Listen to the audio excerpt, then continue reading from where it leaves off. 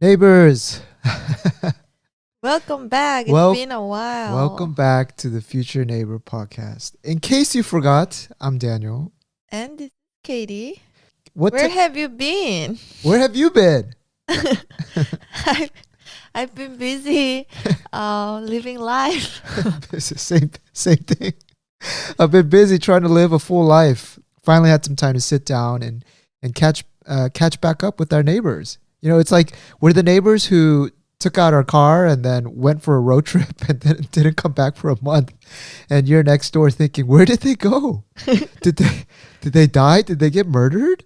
Did they just pack up and leave? No, we're good. We just took on a month little trip just to go explore life, and now we're back. We want to share some feelings, some thoughts. But before we do, this episode is brought to you by Gochujar.com. If you don't live in the US, it's sponsored by GochujarGlobal.com. I've been very busy talking with new suppliers and finding new items and sourcing new items, trying them out. As you know, every product we upload on Gochujar, we, Katie and I, vet them, i.e. taste them, try them out, and see if it's worth recommending. Yes. And if it's not, toss it out. No, we don't toss it out. I'm too cheap. I'll finish it first, but we won't upload it onto Gochujar. But among the products, anything that comes to mind up for you? Well, while you're thinking, for me, there is one Yuja-cha. Right now, it's fall. It's getting cold. It's made with Korean yuja, but it's also it includes honey from the DMZ. Yes. DMZ, Yes. Demilitarized Zone. Yeah, the 38th parallel. Or what's kind of interesting about it is that the 38th parallel, after the war, it's been, I think, around close to 70 years, or maybe 68, 65. Yeah, around that much since the 38th parallel was made. And since then, and after the war, there has been no human inside that zone. I heard the ecosystem there is so vibrant and just so good. Exactly. Just untouched by humans. The eco diversity of animals there, since there's just no humans that go in besides the one or two North Basically, Koreans. nature once in a taking while. over their own land. Yeah, and there's virtually like no place in the world. I mean, it's the most militarized zone in the world, so nothing goes in between. So It's very ironic. I was just looking into it, and among the animals, they have these Asian cranes. I forget the exact species, but the ones that's depicted in a lot of our traditional Korean art, you know, that like crane that lives there. Yeah. There's the black Asiatic bear that lives there. Bear? Yeah, and they have the Siberian tiger. You know that 호랑이, that iconic, that. In Yeah, some I guess ways, all tigers go rawr. But the one in Korea that we always show, like that thing apparently lives there. That's so Yeah. hard to believe. It's one of the most endangered animals. But I mean, if I was the most endangered animal, I think I couldn't think of a better place than the 38th parallel. So the ironic part is that if the two Koreas get united, Oh, there was actually a bit. goodbye to these animals. Well, that's not happening anytime soon. So, but yeah, but there was actually a bid to turn. South Korea wanted to turn a part of the demilitarized zone into like a national park, like a UNESCO heritage site, and turn it into an ecological park where visitors can see. But then North Korea, of course, they didn't agree. They didn't want that. Yeah, and do you know how many chire there is? What's Chile? Landmines? Yeah, like when you step on it, it'll like cut your legs. It's Wow. so many chires there, and I think even still like towards the northern side of like South Korea, some like if during maybe landslides or floods, those chires will like flood through, and then like there will Oh. be accidents and stuff. Actually, that's true, because I remember there was some of the incidents with the South Korean patrol. They're patrolling the DMZ and then they step on a booby trap and You know. call that booby trap? a landmine. Yeah. Yeah. Oh, why did I bring this up? Yeah, But the back to the Yuja tea. That one is made with honey from the DMZ. So a lot of the Korean farmers, they've set up bee houses along the southern side of the DMZ. And then the bees, of course, they don't know what a DMZ is. They just go to the acacia trees that grow abundantly in the DMZ, bring back all of the nectar, and then you have DMZ honey. Yeah. And so this product now that we're selling on Gochujar includes that DMZ honey. And whether you can tell DMZ honey apart from Korean honey, most likely not, but the product tastes good. It's and, very symbolic. Yeah, that's what caught my attention. I tried it and it was really delicious. So anyway, we got a lot of new products up there. Give it a look, and if you haven't been to either Gochujar or Gochujar Global, take a look. Thank you. Thank you. Me and Katie got into this habit. Like, I just did this out of a joke. Sometimes Katie would say some random things, and instead of saying like, "What are you talking about?" I just say "Thank you," and then we just end the conversation. But then Katie caught on to it, and then she started saying that back to me. So I'd be like, it's our inside joke. In the morning, I'll be like, I wake up early, and so I'll be like, "Hey, Katie, can you go, put the old clothes into the washing machine?" And then she'll just be like, "Thank you." And I'll be like, "Is that a yes or a no?" Anyway. It's a word for everything. Thank you. But it's how you say it. You can't just say thank you. It has to be a thank you. Thank you. Like 애매하게, is that a yes? No? But anyway, what have we been up to lately? What rabbit hole has our interest gone down, Katie? We've been like really into art. Funny enough. Yeah. Like, I have no background in art or art history, nothing like that. But somehow we thought maybe we should try to learn about art and just take some more interest in it. What sparked our initial interest? It was the Freeze Art Festival. Oh no, we brought it up in past episodes because I remember talking about Francis Bacon too. And that I liked kind of this dark art, and so I think something had triggered.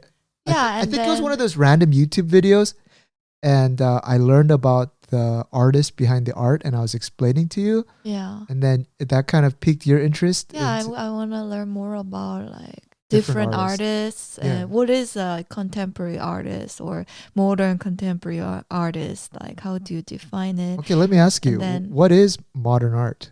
What is modern art? That's like the art done by artists born during the period of 1870s to 1960s. No, I thought it was from the 1950s till now. No, it can't be that. No. No, look it up. How they define modern contemporary art is... No, there's a difference between modern and contemporary. Or modern, it goes all the way up to 1950. So contemporary art is the art of the present day, and the modern is the 1860s to 1960s, I think. Yeah, 1860s to 1960s. Anyway, we've been reading some books about modern art, not so much of the like classical, like a long time ago, like religious art or like Renaissance art. Yeah, not like that, or Impressionism, not stuff like that. But we've been really looking into modern art and contemporary art. Exactly, and we went to an event called Freeze Seoul. Freeze, I'm sure whoever's listening, and if you're into art, you'll know that it's like an exhibition where they bring a lot of contemporary and like classic pieces from the modern era, and you'll see a lot of what do you call those, museum houses? Yeah, art galleries. Yeah, galleries display their collections and things like that. And for the first time, Freeze came to Asia, and they decided to host it in Seoul. Yeah. And it was a big deal. Yeah, it was a big deal, and they were promoting it quite heavily in the newspapers and across various medias. And I thought, Katie, why don't we go? And it really helped us spark our interest from like a book level and fact level, like what is modern art versus or YouTube level, like to actually going there and then kind See of it. feeling what it is to be and looking at art. And that I think was kind of the real Like a spark. or the real benefit of us going, Yeah. right? When we ended up at Freeze, they also had another exhibition which featured mostly Korean artists. It was called Kiaf. Kiaf. Yeah, Kiaf. And I actually enjoyed the Kiaf more than I did the Freeze, because Freeze is more of like internationally Already like well-known well-known. art. But then I Like realized, Picasso or yeah. Bernard. Oh yeah, was it Jeff Bernat? No, that's that guy that sings. You see how shallow our knowledge is. That's the guy that sings. What's that song that he sings? Call me na na na na na call, la, la, la, Yeah. la. Oh my gosh. Oh my, that's so Yeah, embarrassing. Bernard Buffet, right? Oh yes, good Yeah, job. where his paintings look like very sharp lines, and the trees look like very, Yeah. um But then the Kiev has like more like young artists, like young they're artists. just starting, maybe like it been into the space around like next 5 years. Yeah.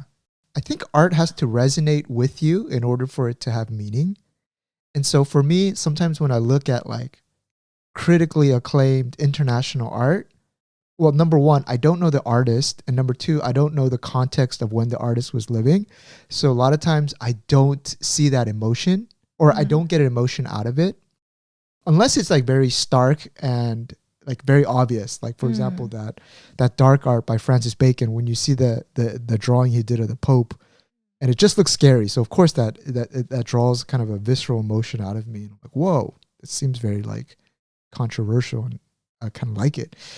But when I see Korean art, nothing needs to be explained. I could just look at it. There's like motifs or parts of the drawings itself that I can naturally connect to. And so I think Because you share the history, or I share the culture, the experience of being Korean. Yeah. And so it's very easy for me to like be emotional. Yeah. Or Or, like- emotionally or- connected. Exactly. But do you think it's a good art? Like the art should be that our art itself should explain it to you without you like knowing the background, the history, Oh, I or see. Should the art piece speak for itself, or is like or- learning about like the motive, history, the background is it part of like how art is valued? so before I went to that exhibition and I saw the art up close and I spoke with the artist, I would have said no, that the art should just speak for itself. Yes. But I think for us, having grown up in multimedia, when we have video, we have the Oculus and we have metaverse, and it's Yeah. so stimulating, I think it's very difficult for you to look at kind of a 2D drawing and for it to Somehow evoke make you feel like this is the best art. or evoke some sort of real emotion out of you, because the medium itself is so static. And then number two, I'll just draw on one experience where it made the change my mind. I want to know the artist, because when we first walked into the kiosk, Katie was dressed, I think, very pretty. You looked really good, and like you had your handbag, which looked expensive, but Katie actually made that from scratch. But then she always like copies a design from one of the Designer Burberry bags. or Gucci or Fendi or whatever it was. Yeah. And you got all the like the accessories on it as Yeah. well. But I make it for myself. It's not for selling or anything like that. Yeah, Katie just makes it like it's just a hobby that you Yeah. like to make handbags. And why the reason I bring that up is it looked like the artist or the gallery people, when they see someone that's dressed really nice and it looks like have money, they really draw, or they really want to talk to that person, right? Or they like, Yeah. because you can at that event you can actually buy the art. Yeah. And in Korea, the reason why it's such a success, I think there's a lot of people who have interest in art. It really surprised me. And the There day was a huge sale. exactly the day before, a At lot the of VIP event, like most of the art got sold out. most of the art got sold out already. There was like little red stickers on all of them. Yeah. They already sold out. Even that Picasso, there was that like sketch from Picasso that was like, I didn't know what the etiquette was, and I asked them like, did that get sold? How much did that get sold for? They're like, well, it wouldn't be right for us to discuss the price of something that's already been sold, but this sketchbook drawing, which is just like a little thing that he did in a sketchbook, was like 200,000 USD. At first I thought like, okay, that's not that expensive, but I realized this is just a little sketch. Yeah, it's not Like, even his He masterpiece. did like on a little napkin or something, and that's Yeah. going for 200. And then I was like, wow, actually, okay. But anyway, when we first walked in, I was a little bit nervous and was a little bit kind of intimidated because I've never been to it. But what was good was you were dressed really nice. They would come and like talk to you. One of the first exhibits that we kind of stood at, when I first went into it and I was looking at the art, that honest, I was like, this looks like gift wrapping paper. I was like, how is this art? This is ridiculous. But then that artist was walking up to you, and she's like, oh, like, and then she just jumped in talking to her about like what motivated her to do this, right? And then like the person inside of me was like, hey, let's get out of here. If we're not gonna buy, I don't want you to like just have wrong mindset. Huh? Wrong mindset. You didn't have any of that feeling? No, I was just listening. I think they like to talk to people too. I was kind of wondering, like, if we're not gonna buy it, like, I don't want to like make this artist like Waste think that her we're time. gonna buy it and like just listen to everything and then be like, oh, that was interesting. Okay, next. Just go, right? Oh. And so like, but then you were listening to her, and then I kind of jumped into the conversation as well. And while I was looking, I wish sometimes we gotta turn this into a video format so we could show what the art piece was. But the artist was Jinwon Kim, JinWonKim, and she's not anyone famous. I think she's just like a upcoming art. I think she was in her 50s. Yeah. Well, she's been doing art like all her life, basically. Yeah, but the drawing that she had was it's like a oil canvas. It was all red, and then it just has these like random black dots in it. And then I was just like, I could buy this at Daiso and wrap my Christmas gift with it, and it looks like that. So rude. Well, this was in my subconscious. Come on now, I would never say that. But but what she said was like, she was explaining what motivated her, and one of the things that she said that really kind of got my heart open was that she was like, if you look at some of these black dots, as we live life, even if we think we're very insignificant, even every stone in this world makes an impact to its surroundings. Has a meaning. The way that I thought about it in my mind was, if you're in a desert and we put a little stone here and water flows through it, because that stone was there, a water stream might flow left or right. Yeah. So even though that stone is insignificant, it still makes an impact in its surroundings. And I thought that was so beautiful of a statement. And then she started to talk about, there was times when there were some tremendously hard times in my life. And, if we like step back and we take a look in the bigger scope of things, it's nothing. And so when I looked at that, I was like, I started to look at the gift wrapping paper, and I was like, oh my God, I kind of like this. It resonates now. I understand where she's going. And when I look at it, I feel like, because we actually got the brochure and we kind of cut it out and we put it on the back of Katie's iMac. So I'm looking at it right now. And when I look at these black dots, I'm like, maybe each one of these are kind of the trials and tribulations, the coming of age stories that I've talked about on this podcast. Yeah. Jumping into the police car, in the back of a police car, all of the craziness, fights with my parents, coming to Korea, trying to figure myself out. Aren't these all the black dots in my red canvas of my life? Yeah. And if it wasn't for these black dots, how uninteresting of a life it would be. It would just be all red.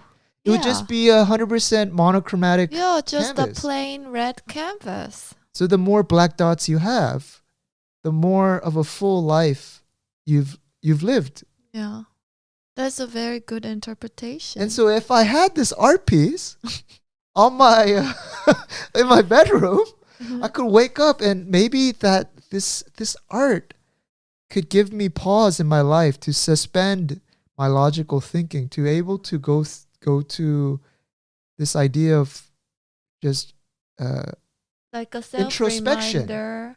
Yeah, so yeah, we got to really appreciate art. That's just like one example. Exactly. And then I looked at the price. It was 20,000. I was like, Katie, 빨리 가자. Yeah. Yeah. But then I It's bought expensive, but I feel like it's not that expensive. exactly. And then I was thinking about it. I was like, is 20,000 USD for this that expensive? I was like, wait a minute, no, because There's a car. You can buy a car with Well, that price. I bought NFTs for much more than that. Yeah. But at the time, I was thinking about it as an investment. But then, anyway, besides that, I've also thought like, okay, this lady has spent most of her If she spent like 2 or 3 months. or just doing this art We're paying for her time. like for her wage. Yeah, and then it started to, and then I was like, you know what, I was like, this is such business minded thing. If I find value in it and I like it and it's Yeah. worth. But for a person who has not got into collecting art, I think that was way big, like too big. Yeah, I can't start off with something like that. Yeah. I think there were art around the thousands range too. Yeah. So I wonder what would be our first piece that we buy for our home. Yeah. I have this vision to decorate all our walls with different art pieces Oh my that we gosh. collect over time. What happened to your I want to live a minimal life? Minimum life in the sense that like less clothing. Less clothing, more paintings? Yeah. I see. How about you? Did you have any other guys, one thing. So I always told Katie, like, when we see art, sometimes actually no, that's not where I'm trying to go. Actually, yeah. What are you? Don't say it. I just remember If you're like hesitant, then don't say it. I just remember like we went now up to Freeze and like there was a piece I think from the LA gallery and it was like this very homoerotic sort of picture whereas these like it's basically a guy giving another guy like oral and we're just like and Katie looks at it, she goes oh like out loud and then like this is like like that's not cool to do that, right? And the people and I was like, oh, Katie, that's like your internal reaction. You shouldn't say that out loud. But it was really cute of you, though. First time, and I wasn't expecting it because there are all the different booths, and we were walking past different booths, and they were all like landscapes, just like general things, and all of a sudden, like, yeah, that was totally not what I was expecting. That's in art, like the human body is like one of the most central themes. Like nakedness, nudeness is like. So? It's a fascination because it's taboo for society to be naked. So when you do art, and most of the times it's female bodies. Like I told you, it's like, but that time was male body. By the way, Katie has been nominated Queen of Reaction. Katie's reactions, I'm telling you, it's like my reaction is untamed. I always like heard that like if you go to like a black movie theater, people's like reactions like they'll be yelling at the movie theaters like, oh hell no. But I feel like Katie, you would fit right in there. Oh mama, what? Is it over? I think you would fit right in there. Yeah. Yeah. What can you do? One thing that I didn't like though at the a lot of times the staff of the gallery, they'd be like eating stuff. I didn't like that. Like that was weird. Like I felt like if I was operating the gallery, number one, I'd be off my goddamn computer. That's not professional. Like a lot of them are just on their computer or just on their phones, and then they're just like looking, just not like passing time, interested. just uninterested in talking to people. and they're like eating like tteokbokki. I'm sure they're like excited to be in Korea and just eating, but like someone's like eating cheese and you can smell tteokbokki, and I'm like, you have expensive art behind. I'm like, what the hell is this? Like, No, it's because we didn't go to the VIP event. I'm sure during their first day when they opened this convention only for the VIP guests, I'm sure they were really uptight and did their best. Yeah, but I guess when they're with the commoners, they knew nothing was gonna sell, maybe, and they just no interest in interacting with anybody. Just that in was the corner. interesting. But then we don't really have a benchmark because we've never been to any other art fairs. Yeah. Like this freeze one, I think happens in London and like a few other places. Yeah, but at least the Korean ones, like the artist or the people would come and like ask, and like, you know, they're not eating and looking at their phones and typing away on their computer. I mean, I felt like they were stock trading. I felt like the staff in the museum galleries were just like in a Zoom call while the gallery is open and like not talking. I was like, this is kind of off-putting. But I do want to... Oh, there's one artist that we like and we talk about. What's the name of that? Lee Myung. Lee Myung is a very cool artist. She does... old stores. Yeah, she takes pictures of old stores. She takes pictures of convenience stores from the 80s that are still around. Of course, a lot of those convenience stores are in the countryside because the ones in the city have been replaced by chains like 7-Eleven. 7-Eleven is not that popular anymore, but CU and GS25 and But anyway, she takes a picture and then she draws them, and so somehow it's very Korean, and I really like this. And it's very warm. It's very warm, nostalgic. When I looked up her paintings up close, they were done like in a crosshatch. So when I looked at the Instagram photos, they looked like they were just shaded in with like pencil, like colored pencil, but they're crosshatched. And I was like, oh my gosh. Like so much work going into painting one of these, let alone like drawing the kage or the store, but shading in all those leaves. And I was like, no wonder they're selling for so expensive. I think in our collection, one of her pieces have to come in. Yeah. But then her art was all sold out when we got there. Anyway. I feel like a lot of the artists, they're not introverts. I'm sorry, they're not extroverts, they're introverts. And I asked, where did she go? And she was like, on the first day she talked too much, so she needed a break. She needed a break from humanity. So she's not coming today. Taking a day off. It's kind of laughing at that. There was one other artist. There was a person who was using sterile gauze, like, you know, at the hospital when you're treating wounds. And this person would dip this in ink. And then he used that to show waterfalls and water. And I was blown away. Like, how do you even come to think of that? But I was a little bit intimidated to talk to him because he was like this old 50-year-old guy. And I don't know, just... You gotta find the timing. Awkward. You gotta find the timing of when to go in. We're not good at that yet. But I do want to like get to know more galleries, like local galleries, and like have some regular galleries that I can go from time to time and just familiarize myself with the different exhibitions and how it's run and stuff. So definitely going to the freeze was a trigger point, because from then on, like, I started to read more books about art and how not just like there are some books on like the history and the explaining art itself, but also how to like approach and like how to go to these art exhibitions and like how to not look awkward, basically. And I think that also led us to go to the few other like exhibitions.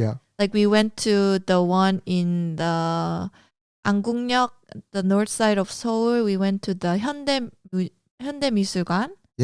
국립현대미술관. So it's Korea's MoMA, Museum of Modern Arts. We went there because there was a exhibition all about Lee Jung-Seop, art by Lee Jung-Seop. By the way, if you're interested, we're going to talk about him, and I would highly recommend Googling him. Just type in... He's a Korean artist. Just type in, because Lee Jung-Seop, it's hard to type that out. Just type in White Ox Korean art, and then it'll link. You'll find Lee Jung-Seop. Yeah. Yeah. Anyway, continue. Yeah.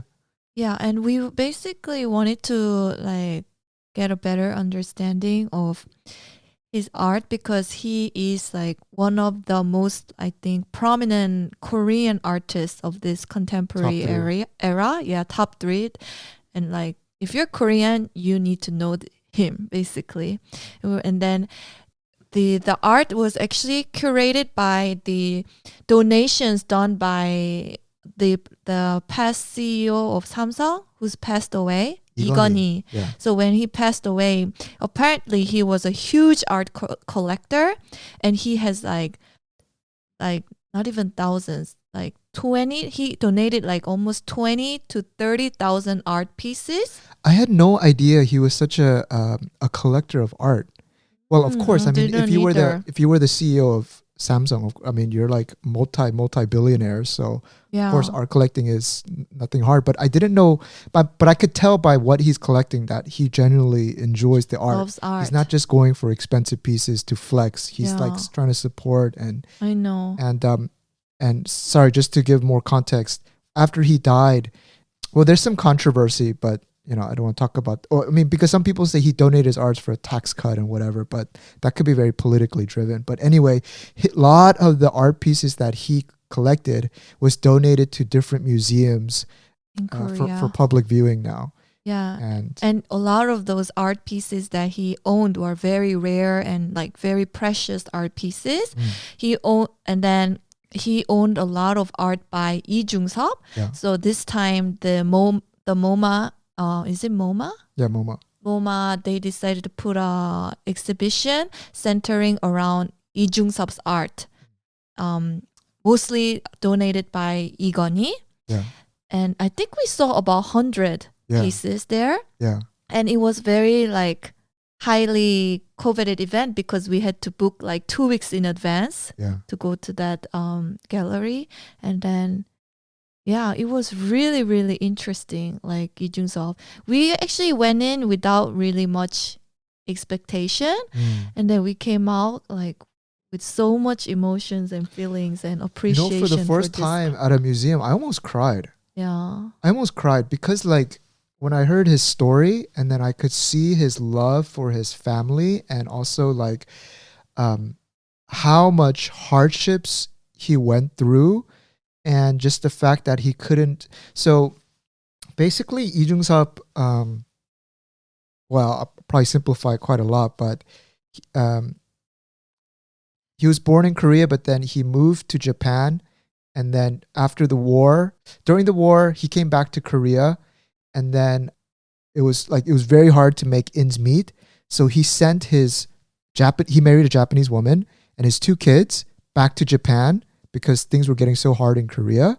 And then he was there in Korea doing all of these because it's wartime and this post-war. Was during like 1940s, 1950s. He died in the 1950s, I think. Yeah, and so like there's no way to make money or, it's very like... He was extremely poor. So then, but what was so like an artist about him was that even though life is so hard to make money, he still doesn't give up on what makes him human and what makes his blood happy, which is art. And so he kept painting and he kept like doing sketches. And what's funny is when you look at his art, it's almost like kind of juvenile. And most of his paintings are around children. And you'll see children and his time in Jeju. Yeah, you'll see like crabs and like little kids, and it seems so joyous. And when you first see it without context, you'll be like, "What's so special about this?" Like I've been to my friend's house, and they have these kind of drawings on their walls from elementary school. But then when you know what I'm talking about? But that's only part of his art. Like those really rough drawings he did on the back of a postcard he sent to his wife. Yeah.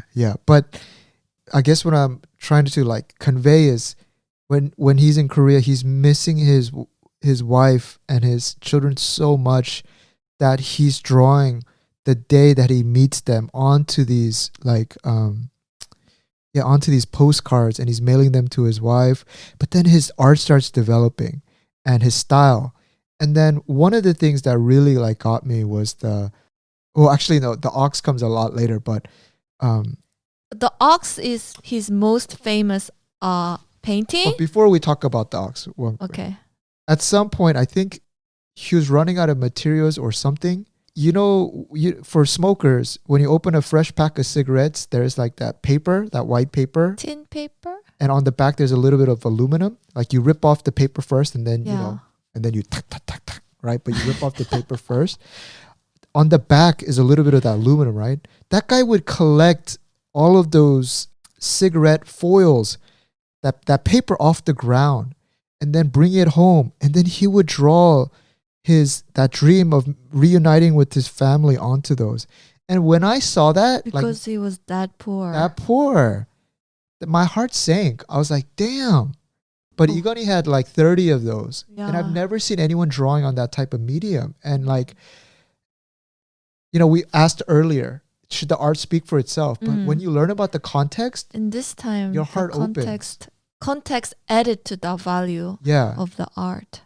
And then he starts going into, he starts doing some farm work, and he starts observing ox.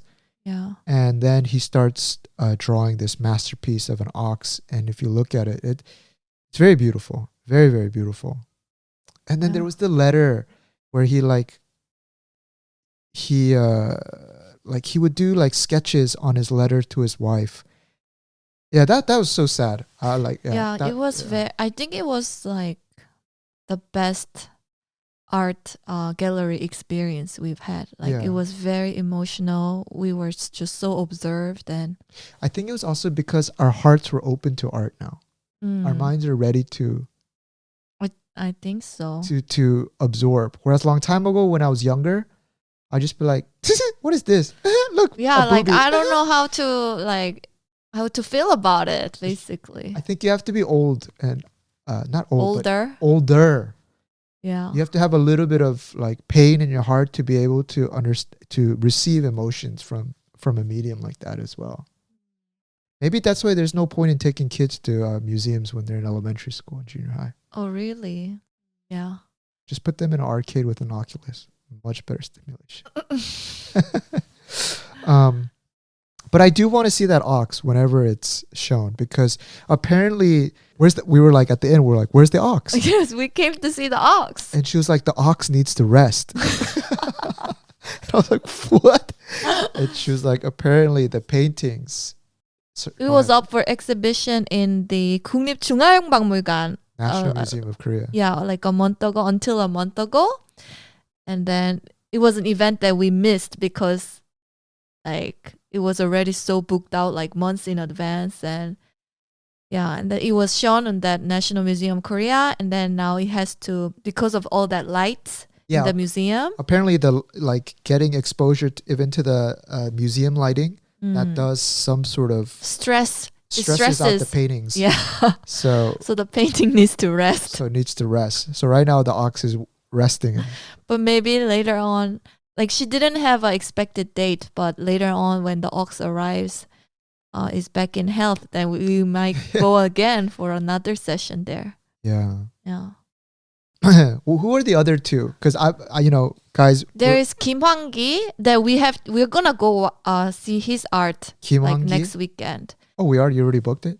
This one you don't have to book. It's in the Seoul 미술관. The thing is, all these old traditional museum / art galleries are all clustered around Gangbuk, around the Gyeongbokgung area. It's in northern Seoul. Yeah, and it's so far from where we live, and we're south of Gangnam, so going up to northern Seoul takes us an hour and a half. Yeah, that's the only bad part. But when we get there, that area has such a different vibe. It's so traditional.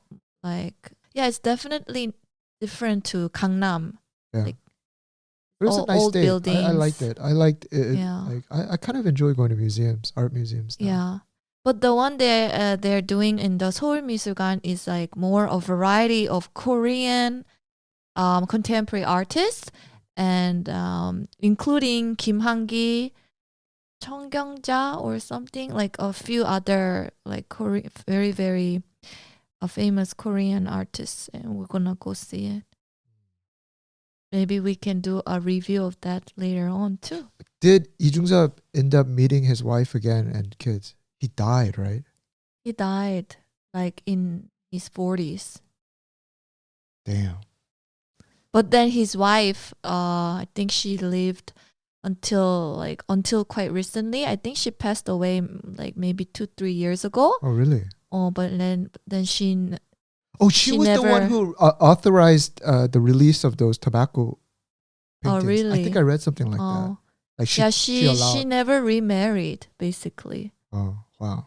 Yeah. That old school love is hardcore love. Like that old school, like 갑자기? yeah, like.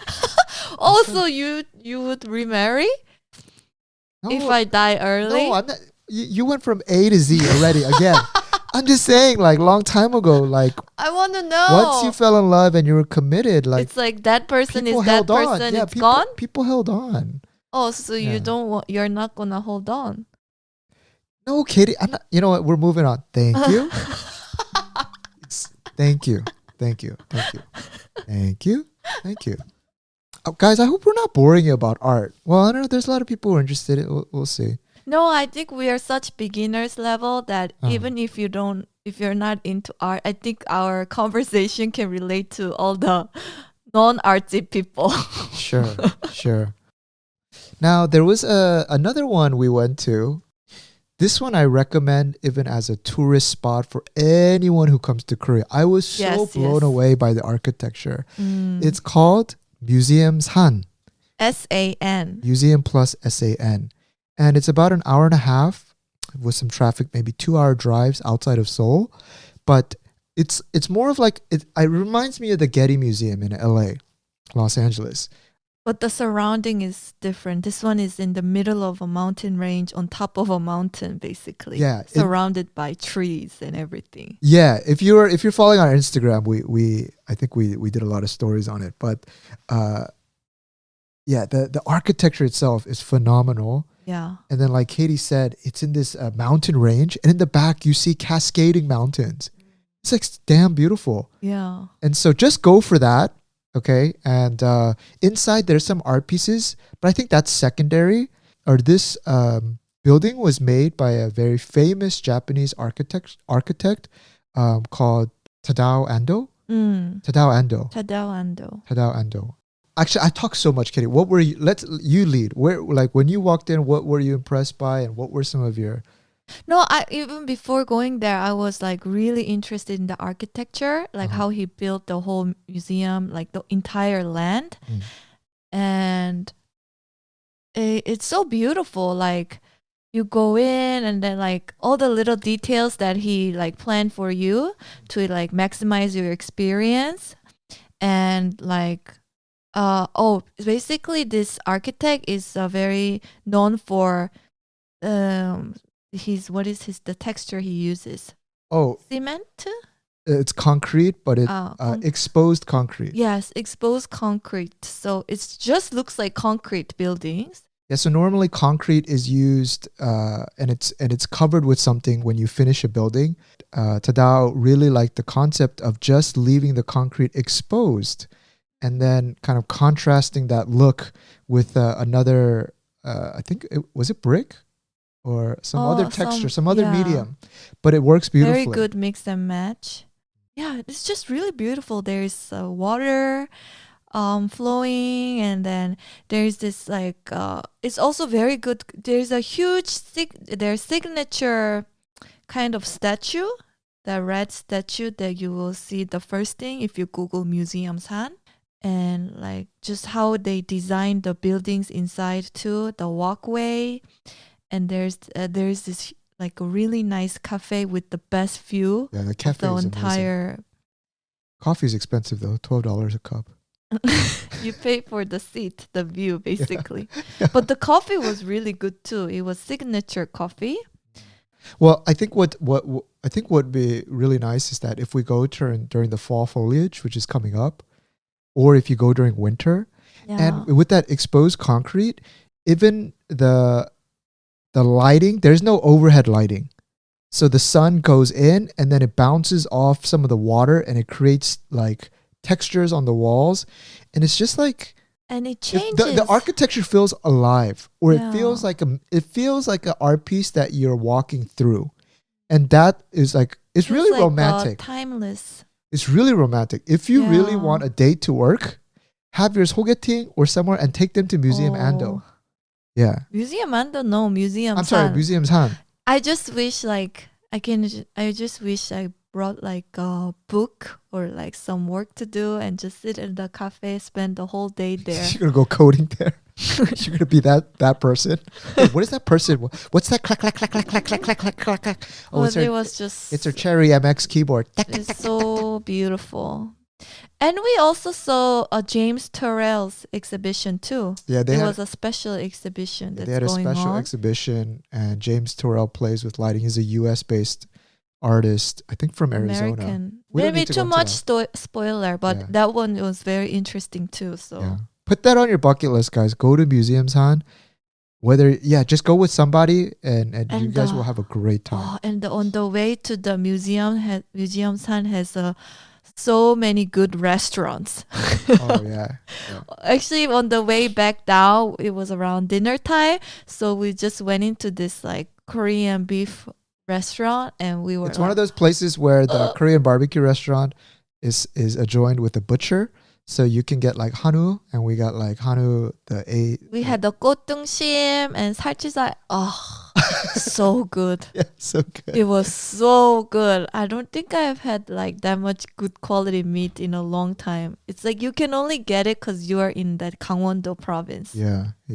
Oh, that was so nice. That was so good. So we were like, it's like even bonus that we go there now. I want to go during the winter time when it's snowing, or I actually want to go when it's like Fall there's foliage? there's a huge thunderstorm Oh, that would coming. be There's a super monsoon coming, scary.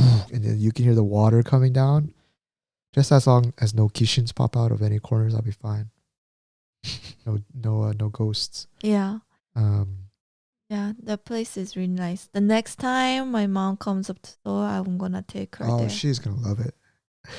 Anyway, guys, I mean that. I hope kind of Yeah, our little jump into art might be interesting for you too. maybe a Like, bit random, but I think art. I mean, art is everywhere if you think about it. yeah, now I started to notice it more and more. When I walk into a building, just anywhere, any space, I will see like those like frames or art pieces will just catch my eye.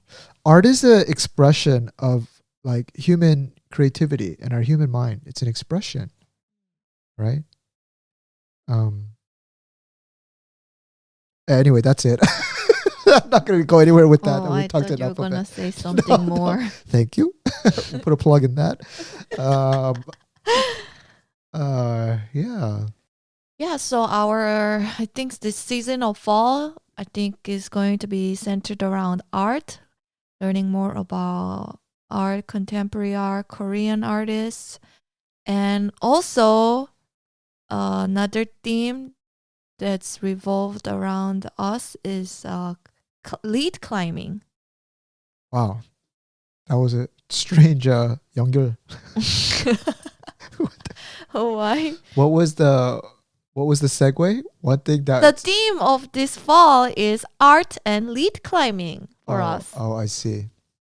We started lead climbing. So for people who are not like that into climbing, I'm sure we talked about climbing a lot, but we were indoors doing bouldering, but we decided to go outside. And lead climbing is like when you see those videos and you see those people like getting their rope and clipping into something and then going up and up and up and up. That's lead climbing. And the most important thing about lead climbing is the person who's has the rope on the bottom, and that's controlling how you go up and catching your fall. It's called belaying.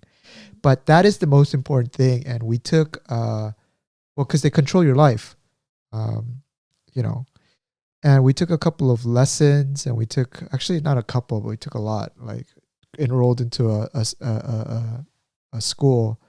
We went for like 2 months, and we finally I really want to give myself a round of applause because this one was a mini goal of mine with climbing. Was I kind of envisioned myself with you, Katie, like together, that we can go have adventures in the mountain, and learning lead climbing is like a key, well, the most critical part of that, right?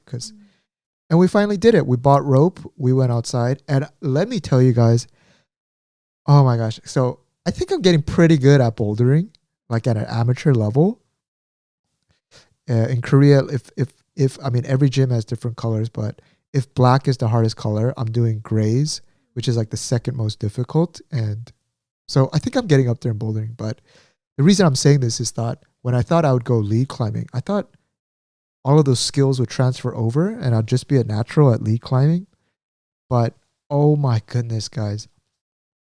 It's a different type of... It's a whole new discipline. It's like a person who's spent like 10 years sprinting, all of a sudden being told to do a marathon.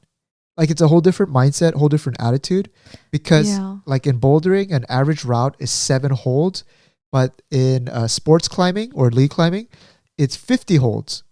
Or up to from 40 to 50 holds. So many. You really have to rest as you go up. And it's also really high. Like it's really scary. Like the fear of height. So when I first went up, we were in Pangyo 외벽 and 광교 호수공원. Oh, I'm sorry. Yeah, 광교 호수공원. 광교 호수공원. 광교 Lake Park. Yeah, and they have like these walls, and any of my climber friends, if you're coming to Korea, I'm going to take you there. So the wall is about 20 to 25 meters high. I don't know how much that is in feet, like 60, 70 feet. For up to about 2/3 of the way, I didn't really have a problem. But then right after I hit the 2/3 mark and I had to like clip in, I just didn't think to stop. I was in the bouldering mindset to just bullet it, to just finish it in one shot. Whereas a lot of people will, like right before the crux or the hardest part of the route, people will take their time, like just rest their arms for 30 seconds, control their pacing of their breath, and then go past it. But here's me trying to finish this in one go. You know, I'm just doing the easiest route. But then once I'm like 2/3 way up, let me like describe the situation.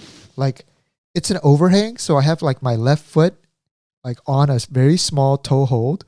And I have my left hand holding onto a pretty good hold. And my right hand is trying to go in for a clip. And it's on an overhang. So this like carabiner is like swinging back and forth and I have to clip it in. So I go to clip in, but I miss. Like it won't go in right. And so like, I'm like, And at that time, when I missed, I looked down and I could just see Katie, the top of her head, and just her looking up. And I could see her eyes just so focused. But she looked so small because I'm so high up. And then I could see my knees start to shake. And then I try to go in for the clipping again. And it wouldn't go in again. And now my left hand is starting to tremble. And my knee is trembling. And I'm like, oh my God, I've already pulled out so much slack to put it into this carabiner. And if I fall, I'm going to fall with that much slack. My hands are getting sweaty right now. It's terrifying. And so I want to say it, I'll put this on the podcast so I can listen to it back in like maybe a year. But first time lead climbing, like getting used to the height, terrifying. Yeah, and the falling. But it's so much fun. I love it. Oh my gosh. At the beginning, Daniel would like, while he was climbing, he would like look down at me, like maybe every 3 holds, and then I'll be looking up and I'm like, what's wrong with him? Why does he keep looking down? Is something wrong? But then he would just look down and then go up 2 more holds, look down, go up 2 more holds, and all of a sudden, like he's not even halfway through, but he will fall. And then I'm like, why did you fall? And I'm like, okay, just checking that you're holding it right. He's such a 겁쟁이. 겁쟁이 뭐라 그래? Scaredy cat? I was like, oh my gosh. I think the first time I came up, I looked at my figure 8 knot. I was like, okay, this is going to hold me. Went up like halfway route. I looked at it again. And then by the time again, when I was at that 2/3 mark, when my head went down, I told myself, Daniel, if you look at your knot one more time, just don't do this sport. And so that's how I got over that. Yeah. But it's a whole new discipline. Like I was so disappointed that like a lot of my skills, of course a lot of that translates over, but like I have to learn how to climb long routes. Basically, you shouldn't be doing dynos. Yeah, well, I mean, I wasn't doing any dynos because the routes were so easy anyway. But Katie, I told you to speak into the mic. Thank you. Oh, thank you. Thank you. Anyway, yeah. So lead climbing, guys, we're in it. We went out like 2 or 3 times, and now. But then the problem is like the fall weather is so short, and you can't really do lead climbing outdoor when it gets like too cold. Yeah, and it's getting too cold already. Yeah, it's already getting so cold. So if it gets a little bit warmer, might have one more chance, but otherwise But I have a vision of us in a Korean mountain, like maybe Inzubong, or way later in the future in like Patagonia. I mean, Korea has so many mountains. Yeah. And like just us like both lead climbing a route and us making it up together. And I want us to have someone take a picture of us like on top of a mountain like that. Yeah. And I want to frame that in our house right next to our Lee Jung-Seop collection. Like that would be like that's something I would like really be proud of. By the way, we got to frame some of our wedding photos too. Yeah. We don't have anything on our walls yet. Is there anything else? We had a lot to catch up. Katie, that you want to bring up? I mean, we can leave some for the next time too. Yeah. But neighbors, don't we have to go to like chit-chatting? Don't we have to go to Icha? You know, it's so ashiwa to finish at our first location. We got to, hit a second bar and keep the night going, no? Oh. Well, the makgeolli and jeon we had at the Gangbuk after the museum. Yeah. I think it was Insadong, back alley of Insadong. Yeah.